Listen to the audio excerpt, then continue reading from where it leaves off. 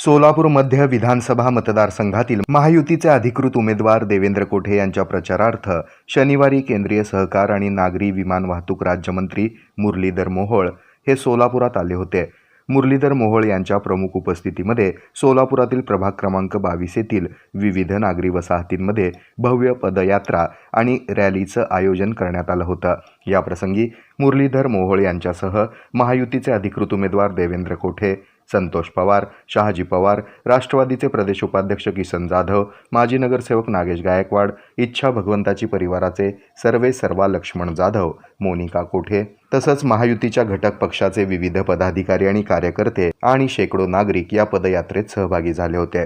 सुरुवातीला रामवाडी येथील रेल्वे पुलाजवळ मुरलीधर मोहोळ यांचं आगमन होताच क्रेनच्या सहाय्यानं भव्य मोठा हार मुरलीधर मोहोळ आणि मान्यवरांना घालून त्यांचं स्वागत नागरिकांनी केलं.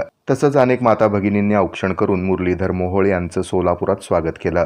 प्रभाग क्रमांक 22 येथील विविध नागरी वसाहतींमध्ये असंख्य नागरिकांच्या सहभागात उघड्या जीपमधून मुरलीधर मोहोळ, देवेंद्र कोठे आणि इतर मान्यवर यांनी मतदार बंधू भगिनींना देवेंद्र कोठे यांना निवडून देण्याचं आवाहन यावेळी केलं.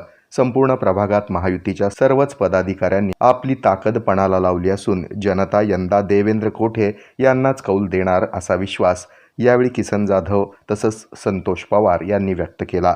शेकडो नागरिकांच्या उपस्थितीत निघालेल्या या रॅलीमुळे देवेंद्र कोठे यांच्या शहर मध्यमधील ताकदीची चुणूक यावेळी आली. मध्याचा दावेदार कोण ठरणार, आमदार कोण होणार यासाठी आता काही दिवसांचीच प्रतीक्षा करावी लागेल.